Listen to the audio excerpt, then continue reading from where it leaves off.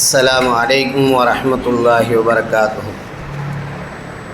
قال رب اشرح لي صدري ويسر لي أمري واحلل عقدة من لساني يفقهوا قولي. ربي زدني علما وفهما يا فتى. بسم الله الرحمن الرحيم. الحمد لله ونستعينه ونستغفره ونؤمن به ونتوكل عليه ونعوذ بالله من شرور أنفسنا ومن سيئات أعمالنا. من يهده الله فلا مضل له ومن يضلله فلا هادي له. ونشهد أن لا إله إلا الله وحده لا شريك له ونشهد أن سيدنا ونبينا مولانا محمدا عبده ورسوله. أما بعد فقد قال الله تعالى في القرآن العظيم والفرقان المجيد: أعوذ بالله من الشيطان الرجيم بفضل بسم الله الرحمن الرحيم. يا أيها الذين آمنوا كتب عليكم الصيام كما كتب على الذين من قبلكم لعلكم تتقون. صدق الله العظيم. وقال نبينا صلى الله عليه وسلم: شهر أوله رحمة وأوسطه مغفرة وآخرته عتق من النار، أو كما قال عليه الصلاة والسلام. اللهم صل على محمد وعلى آل محمد كما صليت على إبراهيم وعلى آل إبراهيم إنك حميد مجيد. اللهم بارك على محمد وعلى آل محمد كما باركت على إبراهيم وعلى آل إبراهيم إنك حميد مجيد. இந்த உலகத்தில் உள்ள அனைத்து ஜீவராசிகளையும் படைத்து பரிபாலிக்கூடிய ஏக அல்லாஹ்வுக்கே எல்லா புகழும் உரித்தாகட்டுமாக. இப்படிதான் வாழ வேண்டும், இப்படிதான் நடக்க வேண்டும், இப்படிதான் பேச வேண்டும் என்று கற்றுக் கொடுத்த நம்முடைய நாயகம் ஸல்லல்லாஹு அலைஹி வஸல்லம் அவர்கள் மீதும் அவர்களுடைய சொல்லை செயலை அப்படியே பின்பற்றி வாழ்ந்திய சத்திய சஹாபாக்கள், தாபீன்கள், தபா தாபீன்கள், குறிப்பாக இந்த ஜும்மா தொழுகைக்கு வருகை தந்திருக்கும் நம் அனைவரின் மீதும் அல்லாஹ்வுடைய சாந்தியும் சமாதானமும் என்றென்றும் நிலவட்டுமாக. ஆமீன். கண்ணியத்துக்குரியவர்களே, அல்லாஹ்வின் நல்லடியார்களே, நாம் இப்போது இருந்து கொண்டிருக்கின்ற இஸ்லாமுடைய மாதங்களில் 9வது மாதமாகிய ரமலானுடைய மாதத்தில் 1வது ஜும்மாவில் நாம் இருந்து கொண்டிருக்கின்றோம். கண்ணியத்துக்குரியவர்களே, அல்லாஹ்வின் நல்லடியார்களே, நாம் எப்போதும் ஜும்மாவுடைய பயான் செய்வதற்கு முன்பாக ஒரு விஷயத்தை ஒவ்வொரு வாரமும் சொல்லிக்கொண்டுதான் இருக்கின்றோம். நபிகள் நாயகம் ஸல்லல்லாஹு அலைஹி வஸல்லம் அவர்கள் சொல்லியிருக்கின்றார்கள்: யார் ஒருவர் ஜும்மாவுடைய தினத்தன்று பாங்கு சத்தத்தை கேட்டவுடனே மிக சீக்கிரமாக பள்ளிக்கு விரைந்து வந்து யாரிடத்திலும் பேசாமல் அவர்களுக்குண்டான இடத்தில் உட்கார்ந்து இந்த பயானையும் இந்த குத்துபாவையும் தொழுகையும் முடிக்கின்றாரோ அவர் அந்த ஜும்மாவுடைய அனைத்து நன்மையும் பெற்றுவிட்டார் என்று நபிகள் நாயகம் ஸல்லல்லாஹு அலைஹி வஸல்லம் அவர்கள் சொல்லியிருக்கின்றார்கள். அந்த வகையில் நாம் ஒவ்வொரு வாரமும் இப்படிப்பட்ட செய்திகளை சொல்லிக்கொண்டுதான் இருக்கின்றோம்.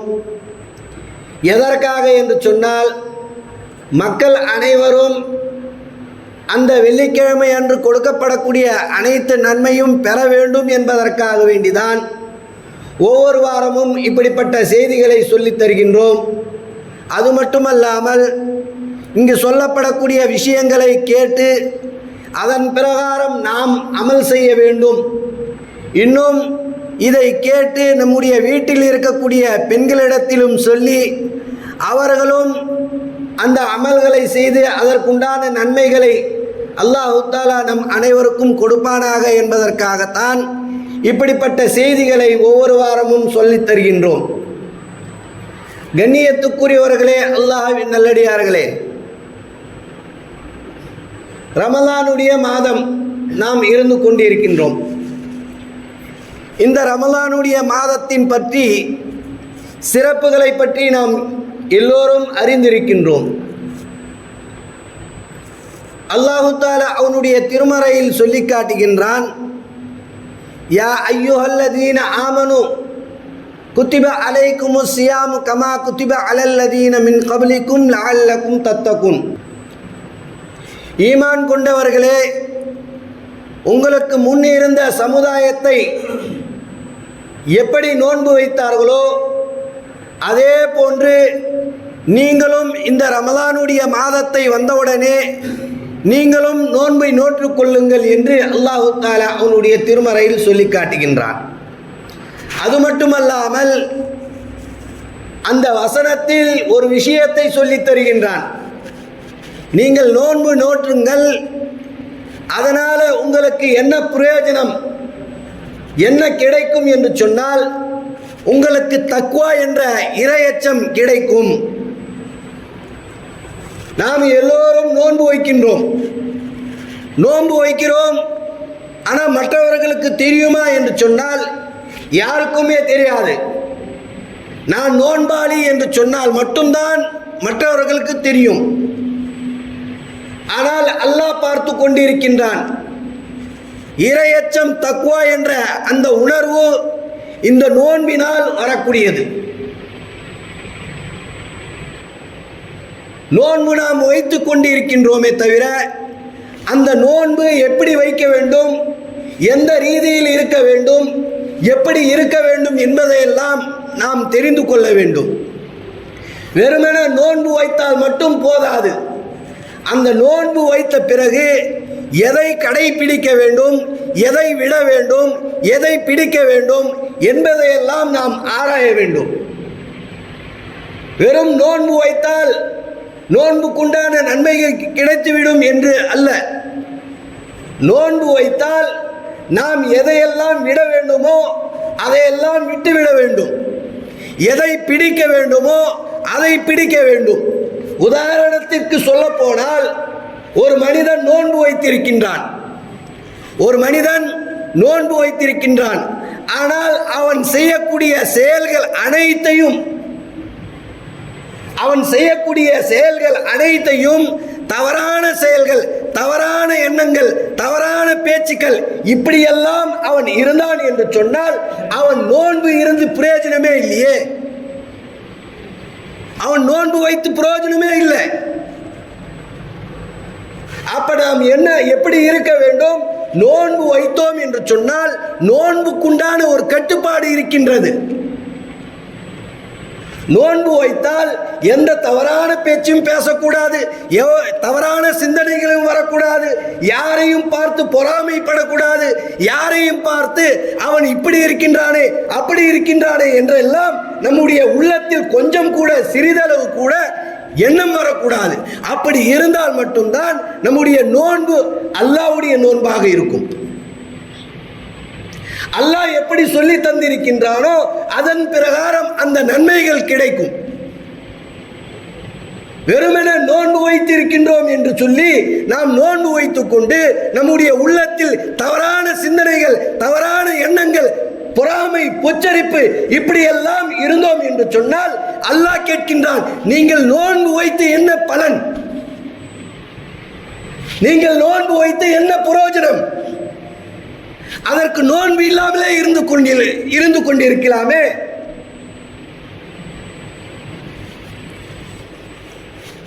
கண்ணியத்துக்குரியவர்களே, அல்லாஹ்வின் நல்லடியார்களே,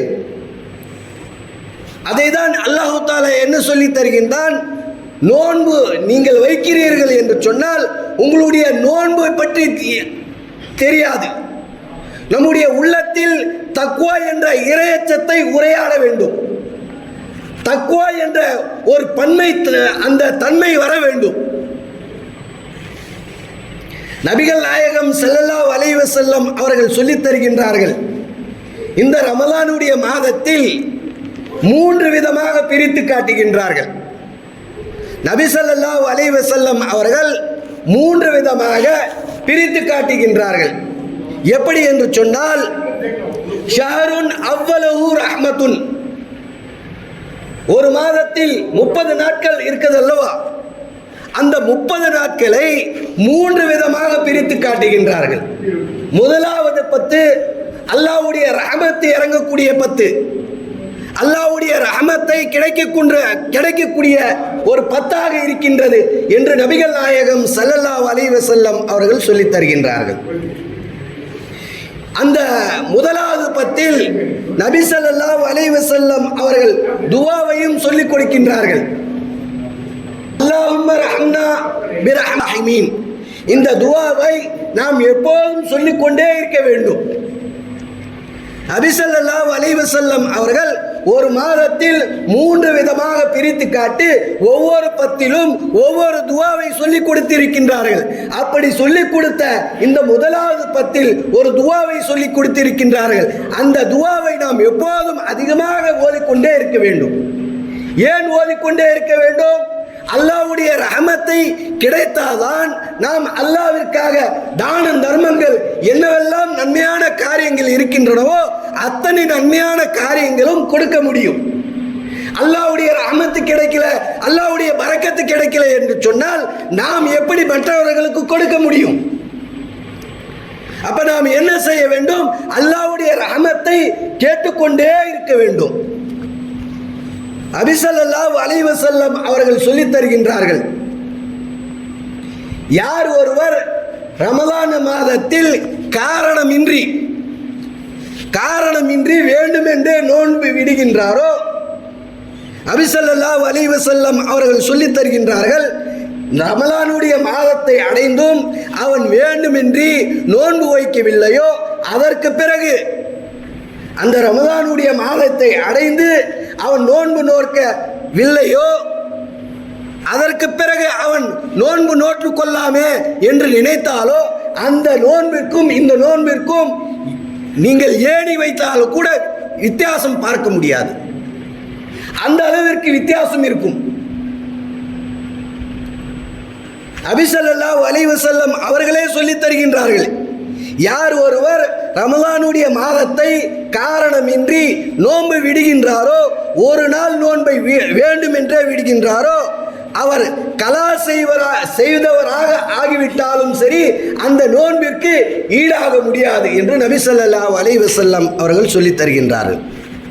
கண்ணியத்துக்குரியவர்களே, அல்லாஹ்வின் நல்லடியார்களே, இப்படிப்பட்ட பிரயோஜனம் தரக்கூடிய இந்த நோன்பு பிரயோஜனம் தரக்கூடிய, அது மட்டுமல்ல நம்முடைய உடலை ஆரோக்கியத்தையும் தருகின்றது. இந்த நோன்பினால் நம்முடைய உடலை பக்குவப்படுத்துகிறது. இந்த நோன்பினால் நம்முடைய உடலை ஆரோக்கியத்தை தருகிறது. இந்த நோன்பினால் எவ்வளோ பிரயோஜனம் சொல்லிக்கொண்டே போகலாம். அந்த அளவிற்கு நோன்பினால் வரக்கூடிய பிரயோஜனங்கள் அதிகம். நபி ஸல்லல்லாஹு அலைஹி வஸல்லம் அவர்கள் சொல்லி காட்டினார்கள், முஃமினுக்கும் முனாஃபிக்குக்கும் வித்தியாசம் இருக்கின்றது. முஃமினுக்கும் முனாஃபிக்கும் வித்தியாசம் உங்களுக்கு காட்டி தரட்டுமா என்று நபி ஸல்லல்லாஹு அலைஹி வஸல்லம் அவர்கள் சஹாபாக்களிடத்தில் கேட்கிறார்கள். ஒரு முஃமின் இப்படிதான் இருக்க வேண்டும், ஒரு முனாஃபிக் இப்படிதான் இருப்பான் என்றெல்லாம் நபி ஸல்லல்லாஹு அலைஹி வஸல்லம் அவர்கள் தன்னுடைய சஹாபாக்களுக்கு மத்தியில் சொல்லி காட்டுகின்றார்கள். கேட்கின்றார்கள், முஃமினுக்கும் முனாஃபிக்கும் வித்தியாசம் காட்டி தரட்டுமா என்று கேட்கும்போது, யா ரசூலுல்லாஹ் சொல்லித்தாருங்கள் என்று சொல்கின்றார்கள். அப்போ சொன்னார்கள், முஃமின் என்பது யார் ஒருவர் ரமலானுடைய மாதத்தை அடைந்ததும் அவன் சந்தோஷப்படுவானே அவன்தான் முஃமின். யார் ஒருவன் ரமலானுடைய மாதம் வந்தவுடனே அவனுடைய முகத்தில் செழிப்புடன் சிரிப்புடன் சந்தோஷத்துடன் அவன் ஏற்றுக்கொள்வானே அவன்தான் முஃமின். முனாஃபிக் என்பவன் எப்படிப்பட்டவன் என்று சொன்னால், இந்த ரமலான் வந்தவுடனே அவனுடைய முகம் கரிஞ்சி போய்விடுமா. முனாஃபிக் என்பவன் அவனுடைய இந்த ரமலான் மாதம் வந்தவுடனே, ஐயோ இதற்கு பிறகு நம்மளால சாப்பிட முடியாது, குடிக்க முடியாது என்றெல்லாம் அவன் கவலைப்படுவானே அவன்தான் முனாஃபிக் என்று நபி ஸல்லல்லாஹு அலைஹி வஸல்லம் அவர்கள் வித்தியாசத்தை காமித்து தருகிறார்கள். முஃமின் என்பவன் ரமலான் மாதம் வந்தவுடனே அவன் சந்தோஷத்தில் சந்தோஷம் அதிகமாக அவனுக்கு சந்தோஷம் வந்துவிடும். ஏன் சந்தோஷம் வரும்? அல்லாஹ் ரமலான் மாதம் கொடுத்து விட்டான். இந்த ரமலானுடைய மாதத்தில் நான் நோன்பு நோக்க வேண்டும், ஜகாத் கொடுக்க வேண்டும், தான தர்மங்கள் கொடுக்க வேண்டும், நல்ல காரியங்கள் செய்ய வேண்டும், நன்மையான காரியங்கள் செய்ய வேண்டும், குர்ஆனை ஓத வேண்டும், ஸலவாத் ஓத வேண்டும், இப்படியெல்லாம் ஆசைப்படுவானே அவன்தான் முஃமின். அதே முனாஃபிக் எப்படி இருப்பான்? ஐயோ, இந்த ரமலான் மாதம் வந்து விட்டதே, இதற்கு பிறகு என்னால் சாப்பிட முடியாது, குடிக்க முடியாது என்றெல்லாம் அவன் யோசிப்பானே, அவன் தான் முனாஃபிக் என்று நபி ஸல்லல்லாஹு அலைஹி வஸல்லம் அவர்கள் சொல்லுகின்றார்கள். கண்ணியத்துக்குரியவர்களே, நல்லடியார்களே, இந்த நோன்பு வைத்தால் என்ன நன்மை கிடைக்கும்? நோன்பு வைத்தால் என்ன நன்மை கிடைக்கும்? இந்த ரமலானுடைய மாதத்தில் எந்த ஒரு நல்ல காரியங்கள், நன்மையான காரியங்கள் செய்தாலும் கூட மற்ற நாட்களில் நீங்கள் ஒரு நன்மையான காரியங்கள் செய்தால் ஒன்றுக்கு 10 மடங்கு நன்மை, ஒன்றுக்கு 10 மடங்கு நன்மை. அதே இந்த ரமலானுடைய மாதத்தில் நீங்கள் நன்மையான காரியங்கள், தான தர்மங்கள், ஜகாத், இப்படிப்பட்ட நன்மையான காரியங்கள் எதுவாக செய்தாலும் கூட உங்களுக்கு ஒன்றுக்கு 70 மடங்கு கிடைக்கும் நன்மை. ஒன்றுக்கு 70 மடங்கு நன்மைகள் கிடைக்கும் என்று நபிகள் நாயகம் ஸல்லல்லாஹு அலைஹி வஸல்லம் அவர்கள் சொல்லித் தருகின்றார்கள். அதே போன்று நோன்பு வைத்தால் மற்ற காரியங்கள் நாம் செய்கின்றோம், நன்மையான காரியங்கள் அனைத்தையும் செய்கின்றோம், அதற்கு ஒன்றுக்கு 70 மடங்கு நன்மைகள் கொடுக்கப்படுகின்றன. ஆனால் நோன்புக்கு மட்டும் அப்படி அல்ல.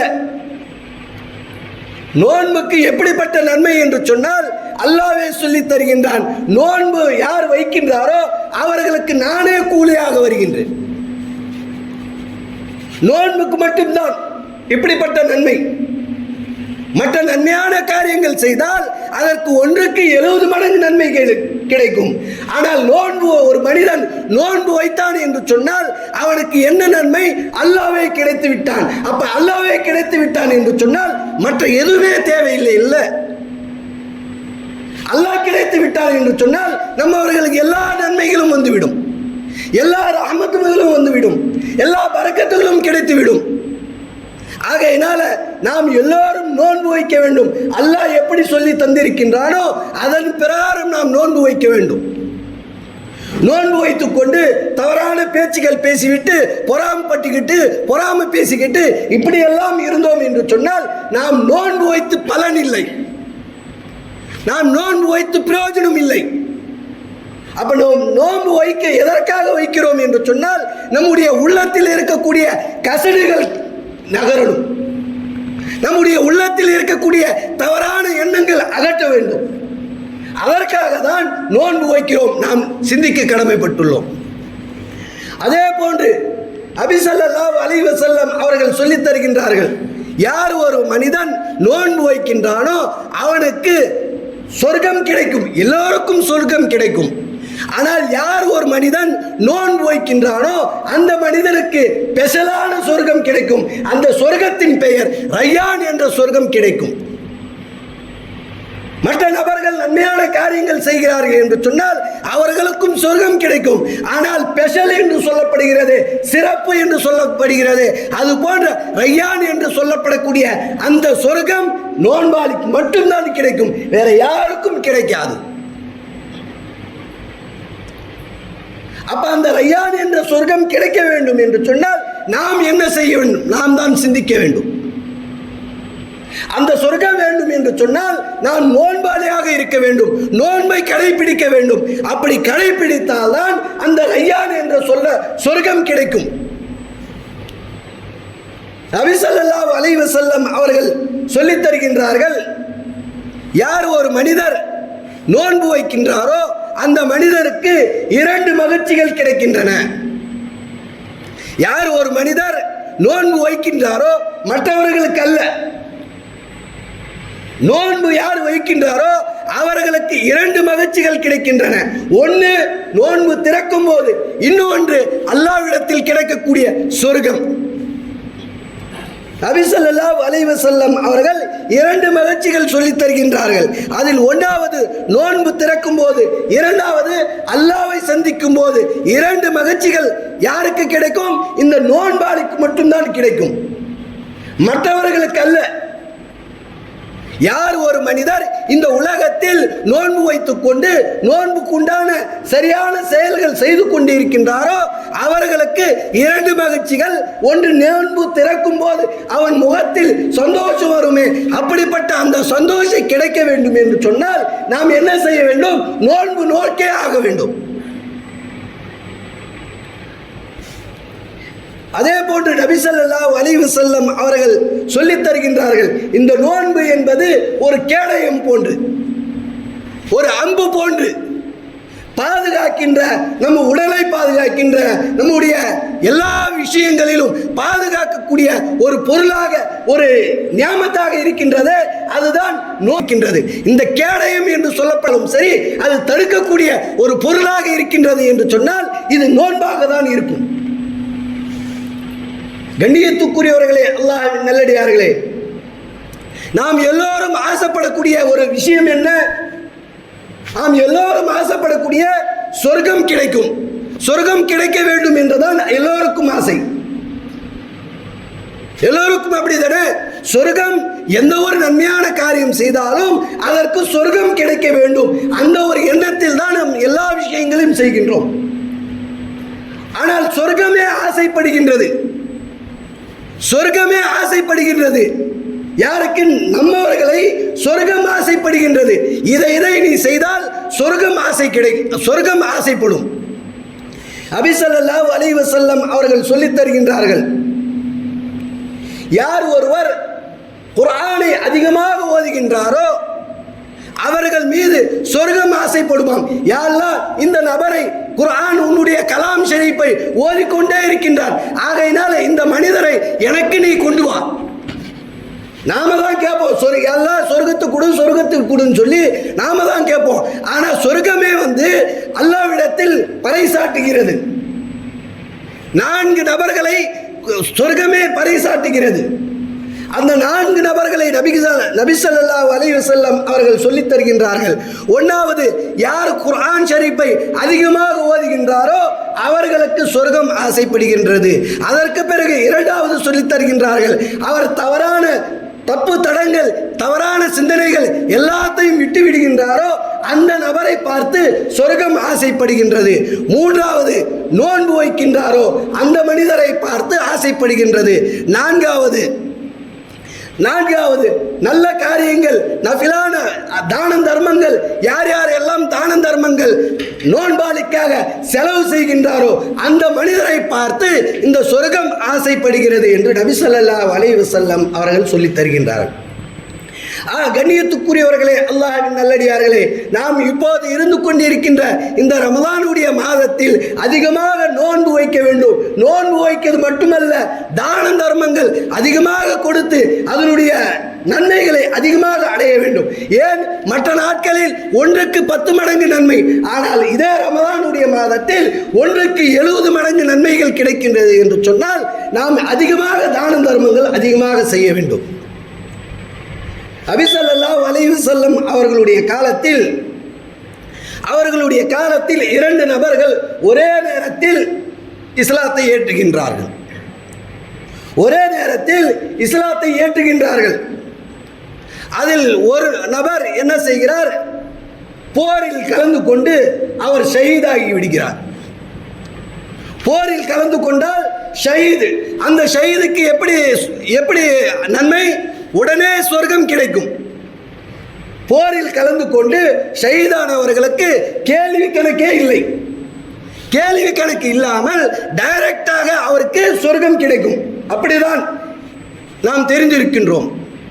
ஆனால் இந்த இடத்தில் நபி ஸல்லல்லாஹு அலைஹி வஸல்லம் அவரிடத்தில் அலி ரலியல்லாஹு தஆலா அவர்கள் கேட்கிறார்கள். அவர் கனவு காண்கிறார். யா ரசூலுல்லாஹ், நான் இப்படிப்பட்ட ஒரு கனவை காண்டேன்.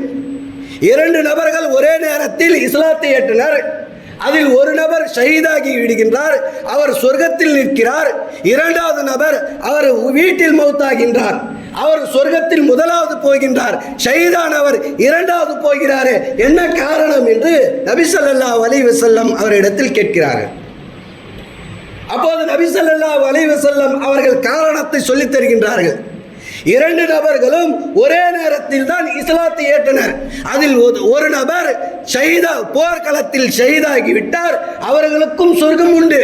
ஆனால் இரண்டாவது நபர் இவருக்கு முன்னாடி சொர்க்கம் போனார். என்ன காரணம் என்று சொன்னால், அவருடைய காலத்தில் அவர் ரமலான் மாதத்தை அடைந்தார்.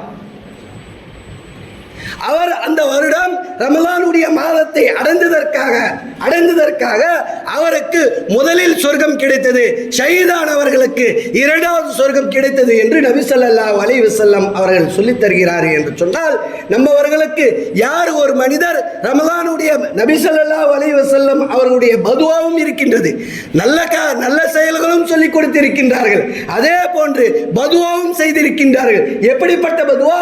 யார் ஒரு மனிதர் ரமலானுடைய மாதத்தை அடைந்து அவன் அந்த மாதத்தை அவன் பிரயோஜனமாக கழிக்கவில்லையோ அவன் நாசமாகட்டும் என்று நபி ஸல்லல்லாஹு அலைஹி வஸல்லம் அவர்கள் பதுவா செய்திருக்கின்றார்கள். என்று சொன்னால், அந்த அளவிற்கு நாம் என்ன செய்ய வேண்டும்? இந்த ரமலானுடைய மாதத்தை அடைந்து அதனுடைய நன்மைகளை அனைத்து நன்மைகளும் பெற வேண்டும். என்று சொன்னால், நாம் அதிகமாக நோன்பு நோக்க வேண்டும்.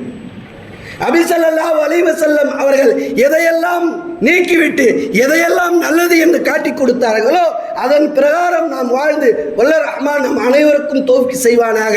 வாஹிர் தாவானா அனில் ஹம்துலில்லாஹி ரப்பில் ஆலமீன். அஸ்ஸலாமு அலைக்கும் வரஹ்மத்துல்லாஹி.